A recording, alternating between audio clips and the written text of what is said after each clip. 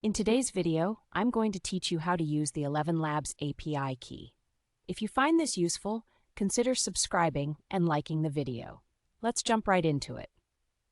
First, you'll want to log in to your ElevenLabs account. Once you're logged in, take a look at the left-hand side panel of the screen. You'll see several options there, but what you're looking for is the Developers section. Go ahead and click on that. Now, once you're in the Developers section, you'll find a tab labeled API Keys. Click on that as well. This is where you'll manage your API keys, essentially the keys that allow other software or applications to communicate with ElevenLabs services. Next, it's time to create your API key. You'll see a button that says Create API Key. Go ahead and click that button. It's a quick process, so you'll be up and running in no time. When the new window pops up, you'll need to enter a name for your API key.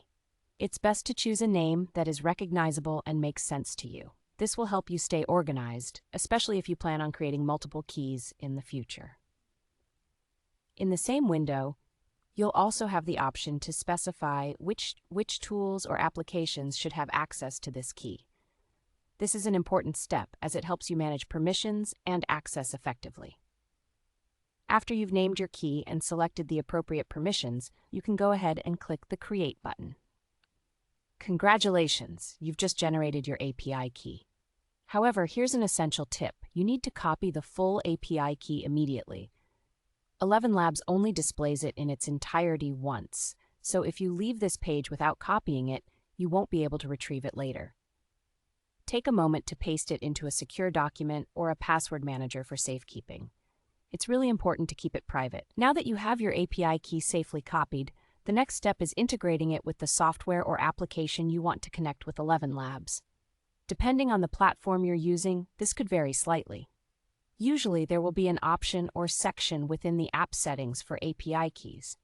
Just paste the key you copied into that section. It might be labeled as API key, authentication, or something similar. Once you've pasted your key, make sure to save or apply any changes within the software. And just like that, you're all set. Your application should now communicate seamlessly with ElevenLabs using the API key you've just created.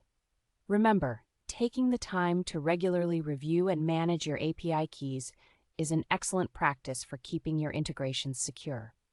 If you ever need to revoke access or create a new key, you can always return to the API keys section we discussed earlier. That wraps it up for today's video on how to use the ElevenLabs API key.